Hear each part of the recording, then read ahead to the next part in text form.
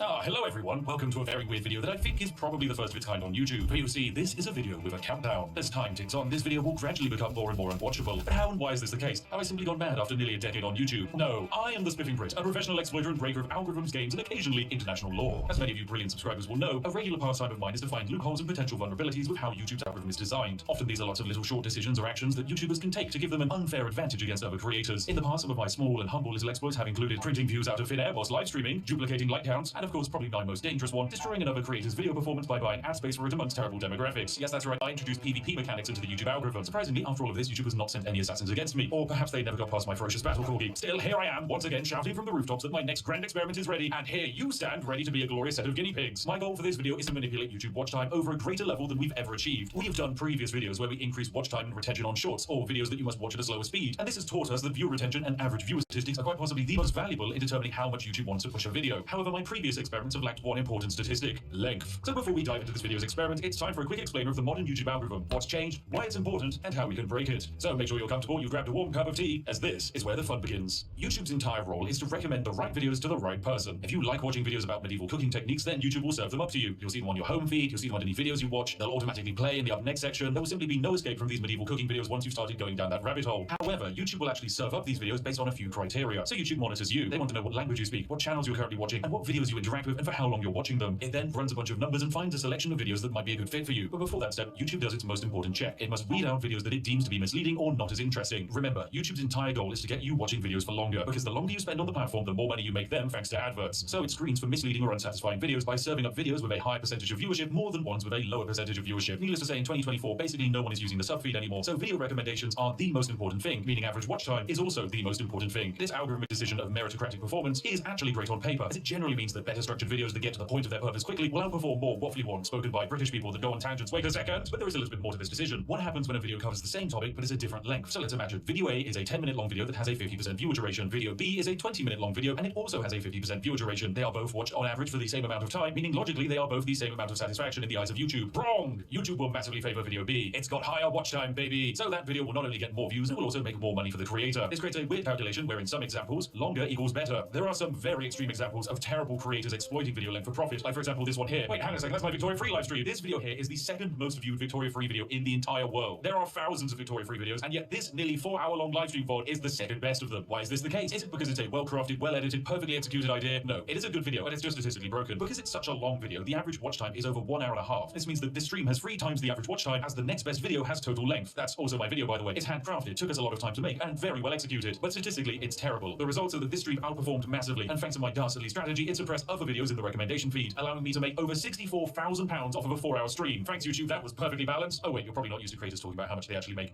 Don't be alarmed, friends. I have to pay a lot of that revenue in tax, probably. Maybe some of it has to go to the interns to buy them food, and then the remaining 95% gets spent on my crippling addiction to Yorkshire tea. So more watch time is more good, and greater average watch time is more good. This means that the calculation to make the optimal video is rather simple. Make a video as long as possible while still keeping viewers interested. This basically means that all you need to do is craft a perfect SEO monstrosity with zoomer cuts, pan zoom, smiling celebrities, and just pander to the algorithmic equivalent of the everyman. Yeah, I'm talking about you, Dave. This is the strategy that has to be used by the people at the very top of YouTube. I don't blame them for it, because you reach a point where each ounce of personality you show, the market cap of your audience goes down by millions. Instead, you must become like white toast with butter. Plain, but very inoffensive, perfect for when you're waking up and starting your day. So yeah, I can't exactly do that. I'm British for a start, which means that the French people probably stopped watching 5 minutes ago. On top of that, I like janky bad edits, and my sarcastic style of humor isn't exactly for everyone. If only there was an exploit that could make a longer form video retain a larger percentage of viewership and watch time. Oh dear, if only. Oh my god, is that a poorly designed feature YouTube made that nobody uses on the horizon? Yes, it is! Say hello to the YouTube video editing suite. From this screen, I can make edits and alterations to an existing video on YouTube. I can trim and cut sections out of it, blur details, insert audio tracks, apply end screens, and even spam info cards to remind you to buy merch every 5 seconds. Seriously, creators who use this, please stop. What are you doing? Go and brew a cup of tea. Now, these tools are hardly used. Mostly they exist to help YouTubers cover up mistakes like speeding in a school zone or driving a luxury car. Or if you're really special, YouTube will even let you insert footage back into videos. But outside of a few moments when Linus Tech Tips needed to add corrections into something, it's actually hard to find much evidence of creators using this. The main thing that I think actually sees the light of day is the cut tool. This actually serves a purpose outside of fixing errors. You see, most YouTube sponsor contracts stipulate that the ad read must be on a video for 2 to 3 years. This means that 2 to 3 years after upload, some creators will actually go through their back catalogue of content and cut out the sections where they tell you that Raid Shadow Legends is the greatest video game ever conceived. Yeah, right, baby, it actually sucks. Yeah, I know, I just burnt a lot of bridges there. Your game sucks, mate. I'm never taking your money. Stop emailing me. Outside of covering up the past, there is a reason why it makes algorithmic sense to remove your older sponsor reads. Most people, when presented with a read, simply press the skip button and bypass the 30 to 90 second section of that video. This means that those sections massively lower the average watch time and retention of the overall video. So by removing a section where only 10% of the audience is watching and bring it back to a 50% average retention section, then that's a net benefit on the video's performance. So logically, in the long term, that's better, that's more views and more money. But all of this is curious. What if we took it even further beyond? And what if we did it backwards? Yeah, this is where I had a brilliant idea. What if we created an average video with good statistics and then cut the end off it? Welcome to my grand plan. You're currently watching one of two versions of a video. One version ends sooner than the other. If you're watching this video too late, then the entire second half of this video has been cut off and you'll never actually know what it was. You'll never even be able to watch it again. And the science behind it is rather simple. I can make a video like this be watched by two types of viewers. One set of viewers are watching a full-length version. If the video is 20 minutes long and the average watch time is 10 minutes, that video is giving me a 50% retention. However, the second viewer, which might be you, watches the second shortened version. Let's say this video is now only 10 minutes long, but you still watch it for 50% of its length. Well, the problem is that YouTube can't delete the watch time that this video has generated, and all of the statistics just pile up onto the back end from the original version. So all of those longer views are added onto the new shorter version of the video. If half the views are on the long version and half the views are on the shorter version, we balance out at an average watch time of 7.5 minutes or 75% retention. Of course, the longer the section that we end up deleting, the better. If I add a 10-hour-long Skyrim Let's Play after this and people watch it for an average of 2 hours, I could probably end up with one of the highest average retentions on a 10-minute video that the world has ever seen. And you know what? Maybe that is what I've done, but you have absolutely no way of knowing because there's a chance you're watching this video after the great cut. So there we go, job done. This video is perfect. I've just become a quadrillionaire and the largest YouTuber on the platform. Unfortunately, it's not quite that simple. There are a few limitations to this strategy that might unfortunately stop us from breaking YouTube entirely, namely market cap, interaction, and engagement. The first problem is hard to fix, as there is a finite amount of people on the planet who would be happy watching a video on YouTube exploits. YouTube knows this, so recommends videos accordingly. Generally, the best videos on YouTube are ones that are relevant to broad viral demographics. This is why you see someone like the Legal Eagle cover popular events rather than obscure but interesting legal cases from Madagascar. Now, there are a few ways I can manipulate and trick YouTube to improve this video's relevancy and raise the market cap. Namely, I can have you go into the comment section and say some relevant topical things and talk about how they definitely featured in this video. Here's a list of some popular current SEO terms active right now that you can claim I have somehow satisfied your interest of. Yes, I remember talking about that. Oh, and that one.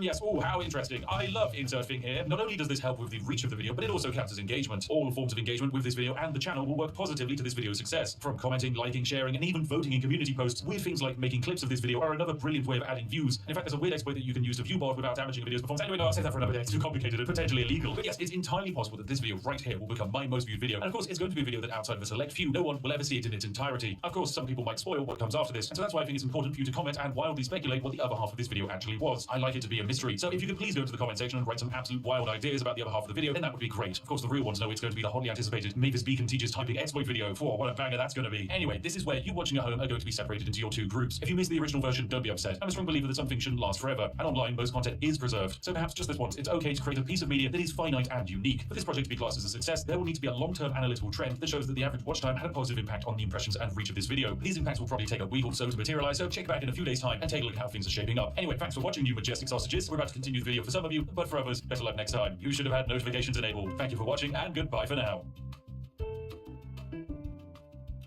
Right, welcome ladies and gentlemen to the other half of the video. This is something that not everyone's going to see, and who could have guessed it? It is a British food, snacks and drinks tier list, because I know that for too long people have been wondering what my incredibly important opinions are, and today we will answer them. But this is quite possibly the most important thing you can ask a British person, and one of the most critical determining factors when it comes to knowing whether to trust a human being or to distance yourself from them. So yes, let's start with this lovely tier list. It's going to of course begin with Aero chocolate bars. Now these are quite fun. They're kind of like chocolate bars with air pockets in them, and you know what, I'm going to say they're pretty good. They're nice, they're very tasty, but they can be a bit sickly. As far as chocolates go, it is definitely a pretty good category. Then we have After Eight mints. These are basically mint chocolates. They're very strong and minty, and many people like them. However, I don't think they're that great because I don't like mint chocolate. I think that's a terrible idea. If I want mint, I'll just eat toothpaste, mate. Then we've got Heinz beans. I'm actually going to combine Heinz beans and cheese with beans on toast in the not great category. This is probably the most controversial opinion of the night, and I'm sure many of you are currently hammering into the keyboard that I should yeet myself off of Big Ben. However, I just think beans are bad. They're just a bad vessel for food, and adding them to bread and cheese doesn't exactly improve the situation, so yeah, not great. Then we've got black pudding, otherwise known as blood pudding. It gets its name because it is basically blood mixed with herbs and barley. Definitely quite a disgusting food when you think about it. However, I think it's bloody lovely. I guess I'm just too British for some people, and yes, we in the UK never stopped quite eating like we were in the Blitz or we were role-playing feudal peasants. Then we've got Bounty chocolate bars. These are a disgrace to Britain. It's just disgusting. Just the worst chocolate bar. I hate it. Then we've got bourbon biscuits. Oh, these are fantastic. These are bloody lovely. A chocolate biscuit with a layer of chocolate cream on the inside. Oh, dipping that into a cup of tea is a blessing. And then we've got dairy milk buttons in yogurt form. These are pretty good. I think these are alright. They're kind of tasty, but it's just very sickly. Then we've got crackers and cheese. This is a blessing to Britain. Whoever created crackers and then had the idea of putting cheese on them, phenomenal. Then we've got KP cheese balls. These are a disgrace to Britain. They're disgusting. Along with cheese its. I think they're just abysmal. Cheese flavored crisps are revolting. They just kind of taste of chemicals. If I wanted to eat cheese, I'd eat cheese. I wouldn't eat synthetic cheese. I'm not an American layering plastic on top of a burger. Oh, then we've got a prime lovely little dessert cake in the top of a glacier cherry. Oh, I love these. Are good fun. They're pretty good. I know it's kind of controversial. I think in the modern day and age people have fallen off of the love of the Bakewell, but I think they're still pretty solid. Next up we've got Chewits. These are kind of like a sweet. They're pretty good. I think they're alright. Nothing sensationally great. Oh, and finally we've got chip butty. Yes, this is good. I can let the northern fly out, mate. This is a chip butty. If you've never had chip butty, it is potato chips or the fries for the American persuaded people. Usually with some kind of sauce, probably ketchup, is laid inside of bread or cob or bap, depending on who you speak to and which part of the UK they're from. This is bloody lovely. It is absolutely bloody lovely. Oh, and then we've got Terry's chocolate orange. This is a blessing to Britain. A certified Christmas banger. If you are celebrating Christmas and you don't get a Terry's chocolate orange, something has gone wrong in your life. On the inverse of the holiday chocolate scale, we have cream eggs. I think these are not great. This is because they are rammed with fondant icing on the inside. They are sickly. Eating them makes you feel like your arteries are clogging up and you're going to drop dead of stage 75 diabetes at a moment's notice. But it's okay because Britain is saved as we have crumpets. Yeah, crumpets are great. They're pretty good. It's basically a form of bread, usually with butter, toasted. It's just really quite nice. Oh, and then we have what is probably my favorite chocolate bar of all. It's the Crunchy, ladies and gentlemen. This is a blessing to Britain. It is honeycomb or cinder toffee wrapped inside of chocolate, handed to you in a bar. It is wonderful. One of Cadbury's greatest creations, and then after the Americans bought it, it's gone downhill. I want my original Crunchy bar back, but I know it's never going to happen, so I'll still remember you, Crunchy bar. You were amazing. Speaking of Americans ruining things, it's the Cadbury's Dairy Milk Bar, which is now in the not great category. This used to be a phenomenal piece of chocolate, and then Kraft ruined everything. I hate mega corporations. But hey, if there's one mega corporation I love, it's McVitie's, because they made the digestive biscuit, which is bloody lovely. It's a very solid biscuit, perfect for dunking in tea. Very nice. Then we have what I believe is a kebab. Kebab meat, it's alright. It's pretty neutral as far as meals go. A fantastic meal, however, is fish and chips, which is just a massive fish dipped in batter, made very crispy, and served with large quantities of potato. Yes, this is genuinely one of the nicest things in the universe. I know other countries have attempted to do fish and chips, but every time I've tried them, they're just disappointing. If you want a proper fish and chips, come to the UK and give it a try. Okay, next up we've got fish fingers. These are not great. Look, if you're gonna have battered fish, have it in the form of fish and chips, not in the form of tiny string reformed fish. Oh, and then we've got Freddos. Yes, this is a bloody lovely chocolate. If you don't know, the Freddo is actually how we in the UK gauge inflation. You see, Freddos in the bygone era used to cost only half a threepence, whereas now in the modern day, Freddos can be sold on the black market for upwards of £50,000. But put simply, they're very tasty. Then we've got fridge raiders. These don't really feel very British. They're kind of alright. It's just breaded chicken that you eat cold. It's fine. It's a tasty snack. Fruit winders, however, yeah, this is pretty good. This is basically pureed fruit in a winder form. I think there is an American alternative, but it's not as cool as our British alternative. So yeah, it's in a pretty good category. Oh, and then, ladies and gentlemen, oh yes, it's in that the British god on the seventh day didn't rest, for he created something better. He created hobnobs. Yes, this is a blessing to Britain. For those that don't know, the hobnob is like a digestive biscuit, but made more oaty. It's got a stronger form to it. It can suck up more tea, and as a result, it is perfect in every way. This is the tea dunker's delight. I will accept no slander or besmirchment of the hobnob's name. Truly fantastic. Anyway, we can also do some quick fire ones. Hula hoops, they're pretty good. They're hoop-shaped crisps or chips if you're foreign. They're pretty tasty. Then we've got Iron Brew. This is a blessing to Britain. This is the greatest thing to come out of Scotland ever. I used to believe that Hume was potentially the greatest Scottish export with his fantastic takes on philosophy. However, no, Iron Brew is objectively better. It tastes fantastic, and it is so good that for a while America banned it. It has no discernible taste, and if you were to describe it to someone, you wouldn't be able to. Safe to say, you need to try some Iron Brew. Okay, next up we've got Jaffa Cakes. Once again, another controversial opinion. I think they're just alright. Okay, look, if you grew up watching the Yogscast, you're probably going to be quite angry at me, but Jaffa Cakes, they're just kind of, they're fine. I'm not going to dunk it into tea. It's got terrible form for that. So for a biscuit slash cake, yeah, it's just not very good. Oh, then we've got Hartley Strawberry Jam. This is pretty good. It's a solid form of jam. Nice to put on your toast, nice to put on your crumpets, nice to put inside of your chip butties. I'm not going to judge. But for an even better formation of jam, you have Jammy Dodgers. This is a biscuit with jam on the inside, and it's bloody lovely. Oh, there's also Jelly Babies. Yes, these are very good. They're just jelly sweets, but in the shape of babies, which makes them better than Chewits, because it cures the insatiable British desire to crush children. And ever since we closed down all of the smoke factories in London, this is the only way you can get that kick. Next up, we have the Kinder Surprise Egg. I don't really think this is a British snack because it's very German, but yeah, it's alright. It's basically just a chocolate egg with a small toy inside of it. Once again, Americans banned this because they believed it was a choking hazard and would kill children. I instead believe that the Kinder Surprise Egg is Darwinism in real time. Next up, we have KP Original Salted Peanuts. These are pretty good. They're just a decent snack. Magic Stars. These are alright. My wife really likes them. I think they're just a weirdly shaped form of chocolate. And then we have Moams. Once again, I'm like 90% certain this is German, not British, but hey, they're alright as well. Now we have some controversial opinions. Marmite. I don't think this is that good. It's not great. Now, once again, my wife loves Marmite. I think it's pretty bad. A spread that actively makes you want to throw up if you put too much on a piece of toast is probably not a good spread. Eating anything that has been coated in Marmite feels like you're back in the Blitz, and I'd much rather eat 700,000 hobnobs than have to eat anything with Marmite on it. So yeah, it's in the not great tier. Next up, we have Matchmakers. These are going straight into the disgrace of Britain tier. It's just a mint form of chocolate. It sucks. Next up, we have the Tesco Meal Deal. This is going to go into the it's alright tier. Basically, for those of you that don't know, in the UK, we can go to most major supermarkets and pick up a sandwich, a snack, and a drink, usually for a round price. Recently, I picked up a Tesco Meal Deal, which netted me 3 sandwiches, a pot of watermelon, and a large drink, all for the low cost of £4. So yeah, it's pretty good. And whilst relying on them entirely will probably lead you to an early grave, for the nation's tradespeople, the Tesco Meal Deal is a glorious invention. Okay, next up we've got Millionaire Shortbread, which is a shortbread topped with a very thick layer of caramel and then topped off with chocolate. This is bloody lovely. It's one of the tastiest things ever created. I love it. If something will kill me, it's going to be this, and it would be a brilliant way to go out. Okay, then we've got a selection of crisps, place them all at the same time. Mini cheddars are going in the not great category. You know my opinion on cheesy crisps. Monster Munch are going in the pretty good category. Pom Bears are going into the bloody lovely section. Skips are going into pretty good. Watsons are going into a disgrace section, and Walker's crisps are going into the it's alright. But finally, Space Raiders. Yes, pickled onion. Oh, this is bloody lovely. Space Raiders and Monster Munch, actually, they should be on the same tier. These are crisps that are designed to contain so much flavor and acid that your mouth will burn after eating a packet, and for that reason and masochism, they just belong in the bloody lovely tier. Okay, next up we've got Kibling Angel Slices. These are going into the it's alright category. Party Rings, I'm going to put in the not great category. Controversial opinion, I know, because I used to really like Party Rings, and I don't actually like them that much anymore. Penguin Biscuits are going in the blessing to Britain category because they contain terrible jokes, and despite the fact that the biscuit isn't that great, I don't care. I love a dad joke. Percy Pigs, that's what's going into the blessings for Britain. They're fantastic. Pepperami is a reformed salty meat stick, so we're going to pop that in the disgrace of Britain section, and I guess we can immediately cover some other snacks like the pot noodle. It's just dried noodles that you add hot water to, and it's quite possibly the backbone that keeps the entire nation's student population alive. There's also the pasta and sauce sachets that aren't that great, but are even cheaper than pot noodles, but outside of camping holidays, you wouldn't really want them. Oh, then we've got potato smileys. These are going into the pretty good category. Pizza Express Margarita Pizza, that's going into alright. It's kind of fine. Twiglets, I'm going to put in the it's alright tier. I know I said I don't like Marmite, and Twiglets are just Marmite flavored crisps, but my wife loves them, and she would probably kick me out of the house if I didn't put them there. Okay, now we've got some legendary cakes we can cover. The Colin the Caterpillar cake is a blessing to Britain and one of the greatest greatest cultural exports we've ever invented. Colin the Caterpillar sweets, however, from M&S are going into the not great tier. They're an okay form of sweet. Drumsticks are as well. I'm also going to put in the not great tier. This is one of the few sweets where I actually know people who've lost teeth because of them. Not because they rot the teeth, but because they're so sticky and solid, you will actually end up breaking a tooth trying to eat them. Milky bars are alright, it's just a solid brick of chocolate. Turkish Delight I think is a disgrace, I hate it. Wagon wheels as well. The combination of cream and jam is just weird. The Yo-Yo Bear fruit rollers I'm putting in the pretty good category, they're rather tasty. Drumstick squishies I'm also putting in pretty good because unlike these solid drumsticks, they won't kill you. Millions I'm going to definitely pop in the pretty good category as well. They're fantastically tasty. It's literally just condensed coloured sugar. What's not to love? Weetabix, oh, they're bloody lovely. Who doesn't love a good Weetabix for breakfast? And we've got the flake chocolate bar, that's alright. Fruit pastels, they're not great. Twister lollies, I'm going to say pretty good. It's an ice lolly which contains a little bit of ice cream and frozen fruit flavour in a combination that's actually rather nice. Then we have, oh my, what is this? Branston small chunk pickled. Yeah, this is a disgrace of Britain. Look, I know there are old people who love it, but it's disgusting. Same for mushy peas. Anyone who orders mushy peas is just someone who would be okay eating dog's vomit. Okay, it's disgusting. I'm just not a fan of mushy peas. And then we've got Tango Orange. This can go into the it's alright category. Before we get to the most important thing on the list, I think we should deal with some of the food options. So we have pork pies is going into the pretty good category. I'm a big fan of pork pies, but I understand that a slab of reformed meat surrounded in pastry is kind of weird. It's a very dense form of meat as well. However, the sausage roll I think is bloody lovely because it actually minimizes the density of the pork to create an overall better balance between pastry and reformed pig. Next up we have scones or scones if you're poor, which is usually had with cream and jam. This is going into the pretty good category. It's good for an afternoon tea, but you wouldn't exactly want it every day of the week. Then we've got Scotch egg. It is a semi-boiled egg wrapped inside of meat and then coated in bread. I'm actually going to say it's all right. I would have put it in pretty good, but I recently had some at an event and about 40 minutes later I developed a crippling migraine, so I'm going to blame that on the Scotch eggs. Okay, then we have shepherd's pie. Shepherd's pie is great. It's mashed potato and then some mince and a bunch of vegetables. A lovely historical dish for the UK. It's honestly a blessing to Britain. Whilst I might not have it too often now, it's a very versatile dish. It's easy to make vegetarian and vegan versions of it, and usually 9 out of 10 times it tastes fantastic. Okay, then we have a roast dinner. Yep, this is straight into the blessing to Britain category. It is a meat, potato, usually Yorkshire pudding and some vegetables. Is it the most flavorful meal on the planet? No. Is it a Michelin star meal? No. But does it warm the soul? Yes, it does. So it's a blessing to Britain. Now for the penultimate item, it's a toad in the hole, which is just the large quantities of sausage cooked in batter, and this is bloody lovely. I love it. It's basically a macro scale sausage roll. What's not to love? And finally, the greatest thing in the universe, the ascended god tier item, the one, the only, the greatest thing that has ever existed on the planet, tea. Yes! Oh, it's so good.